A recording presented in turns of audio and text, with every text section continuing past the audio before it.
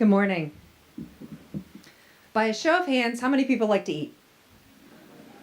Me too. By another show of hands, how many people on their property right now grew everything that they're going to have for lunch today? All right, so I'm starting off right now letting us know that agriculture is not only a big economic driver, but it's pretty important to all of our lives in this room as well. And that's why I'm really pleased to be here to talk to you a little bit more about the poultry industry here in Delmarva. So I'm going to talk about numbers and statistics, but what I also want to talk about is really the heart of the poultry industry, and that's the people that are involved with it. On the Eastern Shore of Maryland, we often talk about there's a three-legged stool. It's the growers, it's the companies, and it's the corn and soybean farmers that help bring it all together, that are feeding those chickens. We are fortunate here in Delmarva. We have quite a few growers. We also have quite a few companies here, from Allen Harem, Amick, Mount Ayr, Tyson, and Purdue that are here in Delmarva. But it's also a lot more than just that three-legged stool. It's also all of those allied businesses. When you have a strong industry, you also have the ancillary businesses, such as the equipment dealers. You have the processing equipment. You have grain elevators. You have the feed and the seed suppliers. You have transportation and trucking. You have housing construction. All of those make up the Delmarva industry. How many of you here remember the 6 separations of Kevin Bacon? I used to play that game when I was in school.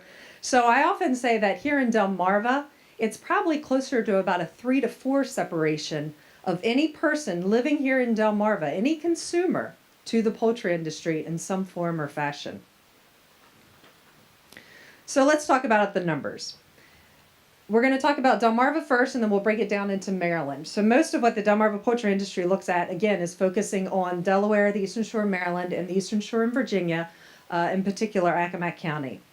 We had, in 2016, almost 600 million birds produced here on the shore, with 1,700 farm families. Those are small businesses here on the shore.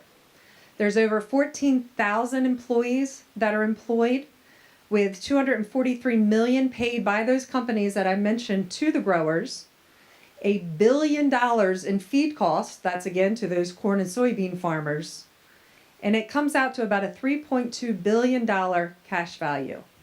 If you didn't know it, the poultry industry is pretty big here in Delmarva. It also is big again in the states when it comes to their ag value. 70% of Delaware's ag value is from poultry, 35% of Maryland's, and 22% of Virginia.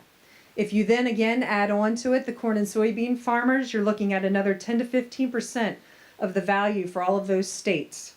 When you talk about the economics of it, and again, there's some economists in the room, I am not one of them, but they do all these fancy multipliers.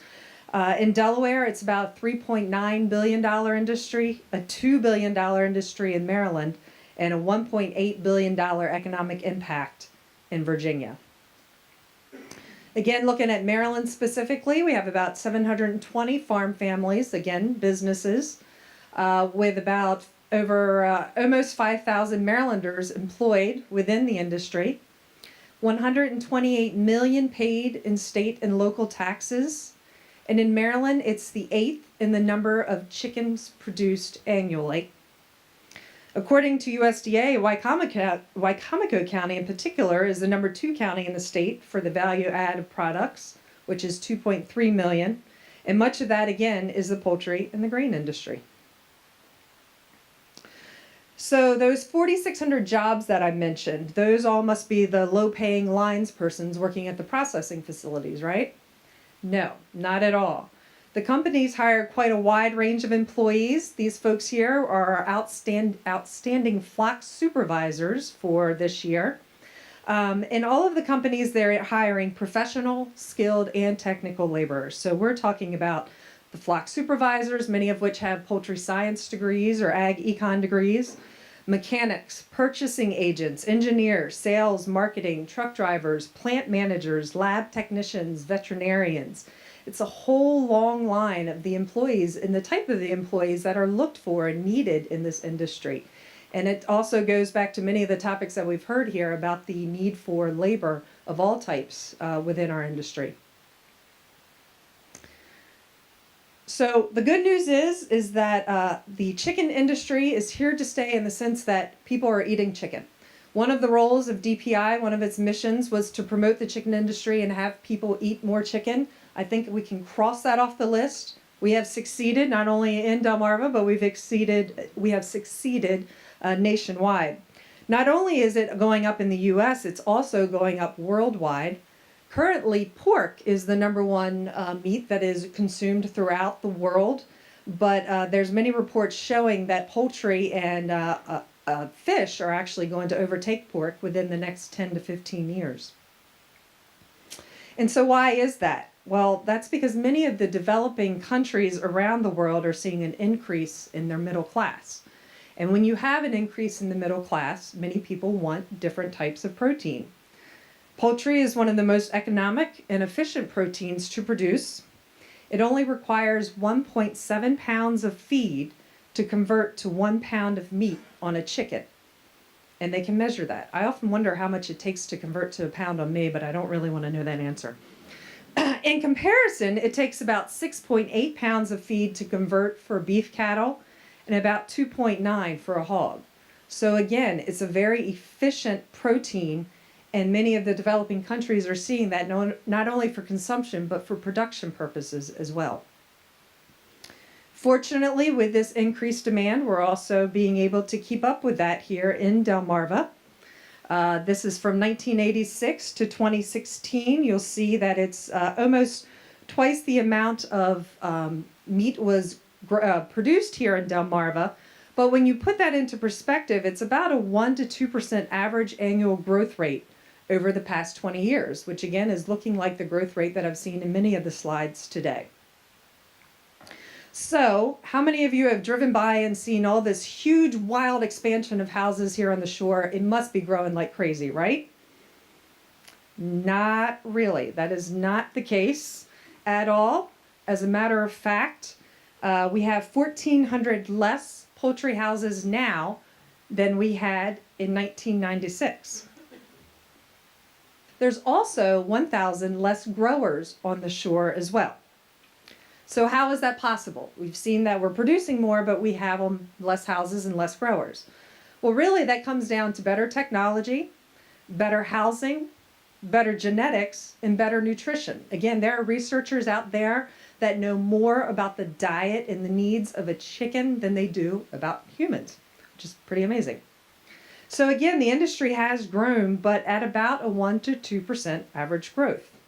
You're also seeing a lot of the new construction in the past couple of years due to a couple of things. From 2010 to 2012, give or take, we had a lot higher feed costs. The corn and soybean prices were great. My father's part-time corn and soybean farmer. He was really excited to have $8, $9, $10 bushels of corn. That has come down in price, and so therefore the industry is able to expand. Also, you had a lot of uncertainty in Maryland when it came to the regulatory side. A lot of that has lightened up over the past couple of years. And then finally, the last big boom of the poultry industry and housing was really in the 70s and the 80s, the late 70s, early 80s, which makes many of those houses old, which makes me around old as well. But so many of them, again, we have a lot of upgrades that go into these houses, but after a point, there's only so much upgrading that it can occur. So again, that's why you're seeing a little bit more of a buildup of new houses with the new technology. And we're doing all of this while also having some of the best environmental stewardship across the country.